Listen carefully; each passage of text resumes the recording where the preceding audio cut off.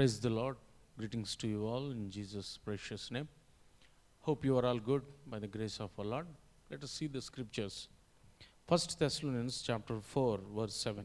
For God has not called us for impurity, but for holiness. God has not called us for impurities. Live with impurity, live with uncleanliness. It is not that God wants from us. He needs holiness.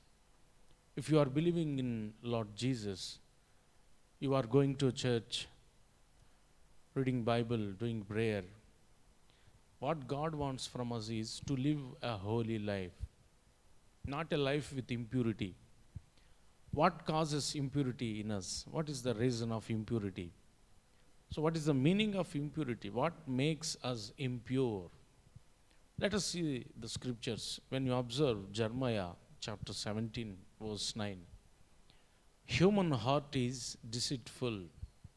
It is beyond the cure.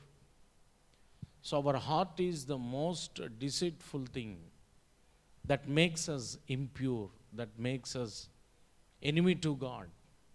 No one can recognize this. We have to recognize it. We have to recognize our heart activities. How do we recognize it? What causes, what makes the heart deceitful? So let us see the scriptures. Proverbs chapter 16, verse 1. The thoughts of heart belong to man. Thoughts of heart. We have to observe our heart thinkings, the thoughts, the plans coming from the heart. Heart is the major thing which is responsible for the thoughts. So you observe your thoughts. How are your thoughts? What does the Bible say again about your thoughts? Let us see. Psalms 94, verse 11. The thoughts of man are futile, evil thoughts, bad thoughts. Those are living in our heart. Of course, the outer sense will seem to be a holy, but the inner thing, that is the inner thoughts, the inner planning, whatever you are having is, if it is evil, it says you are impure in God. What happens if we are impure? What results if we live an impure life? That means if you don't clean our heart, if you don't control our thoughts, what will happen to us? Let us see what happened in the Bible. Genesis chapter 6 and verse 5. The Lord saw the wickedness of human race was great on the earth. Every intention of thoughts of his heart was only evil continually. At the time of Noah, the humans, their nature, the nature of their heart, the nature of their thoughts are evil. And it says there, continually, it is continuing. Even though God is knowing them, even though they knew God, Noah is preaching the gospel.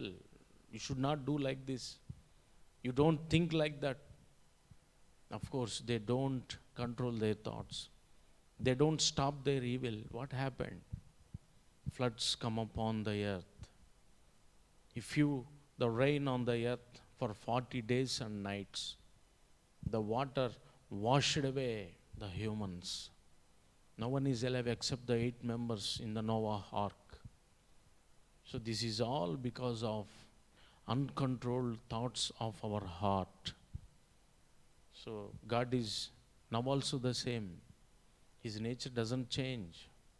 God doesn't like the impurity in us.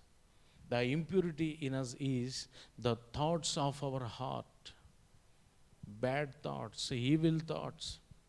That's why in Psalms, David says, Psalms 139 chapter, 23rd verse, Lord, examine my heart, test my thoughts. You will always pray. Lord, please examine my heart, Lord. If it is against you, if my thoughts are against you, if my thinking is against you, please cure me. Please help me to overcome that. If not, I have to bear your wrath. The people bear the wrath of God because of uncontrolled thoughts, evil thoughts. So, how are you now? Living in Christ, are you controlling your thoughts? Your bad thoughts, your evil thoughts will cause to bear the wrath of God. Let us pray. Father, Lord, I give you praise, Lord. Today, what you spoke with us. Yes, Lord. We have to control our thoughts. It is the impurity in us. It is what you don't like in us. Yes, Lord.